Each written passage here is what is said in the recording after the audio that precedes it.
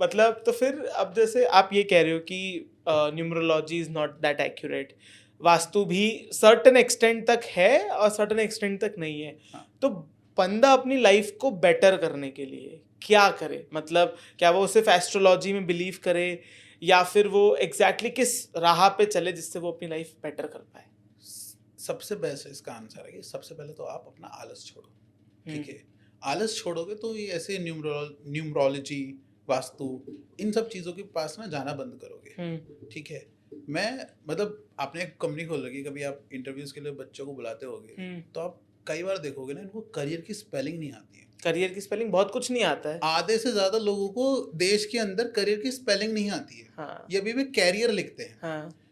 और मैंने कहा कैसे बनेगा, तू प्लैनेट्स हटा भाई साइड, हाँ। पहले तू मुझे ये बता सेल्फ अवेयर तो हो जाओ। और मैंने कहा जो चीज बनाने निकला है हाँ। उसकी स्पेलिंग तो देख ले भाई। सही बात है।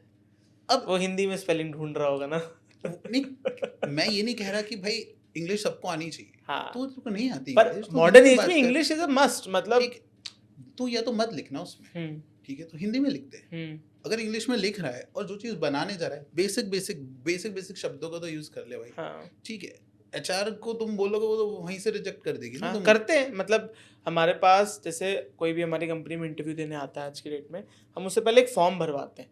उस फॉर्म से ही आप मानो 60% लोग वापस हो जाते हैं। मतलब वो फॉर्म देख के ही एचआर कहती है आपसे बात ही नहीं करनी, आप चले जाओ।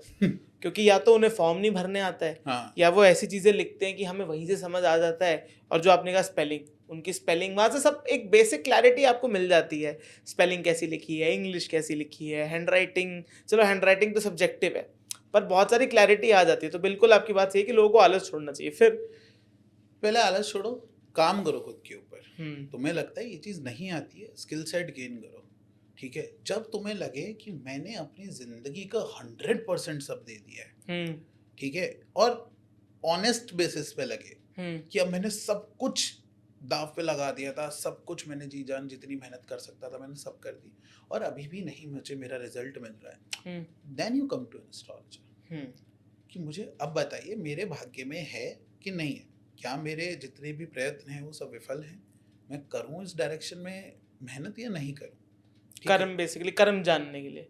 करेक्ट। देखो बात ये कि जो बुद्धिहीन व्यक्ति है ना, वो ये सोचता है कि या तो कर्म ही होता है या भाग्य ही होता है। ऐसा नहीं होता, दोनों साथ होते हैं। दोनों साथ होते हैं, बिल्कुल सही। ठीक है।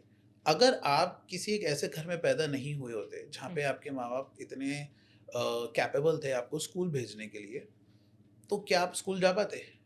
नहीं जा पाते। स्कूल नहीं जा पाते तो क्या आज आप ये कंपनी खोल पाते? नहीं खोल पाते। नहीं खोल पाते, ठीक है। तो आप स्कूल जा पाए ये आपकी किस्मत थी, ठीक है, कि आपके माँ बाप आपकी फीस अफोर्ड कर सकते थे, दैट वाज योर किस्मत।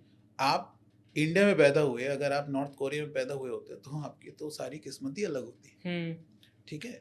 तो आपको जो जो चीज़ें मिली, जिस चीज़ पे आपका कंट्रोल नहीं है, आपने परिवार चूज किया उस पर आपका कोई कंट्रोल नहीं था, माँ बाप चूज किया उस पर कोई कंट्रोल नहीं था, भाई बहन आपने चूज किया उस पर कोई कंट्रोल नहीं था, आपने स्कूल चूज किया उस पर कोई कंट्रोल नहीं था, ये सब आपको जो टीचर्स मिले, आप अपने टीचर्स को भी चूज नहीं कर सकते थे, ये सब आपका भाग्य है।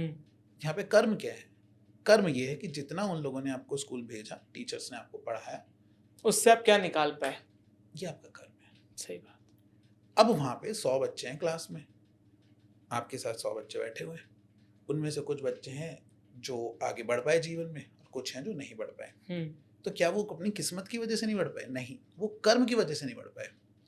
वरना तो उनको सेम किस्मत मिली ना, सेम स्कूल, सेम बेंच, सब कुछ सेम मिला, ठीक है, बट वो नहीं बढ़ पाए आगे, वो नहीं निकाल पाए उसका कुछ, क्योंकि कर्म से।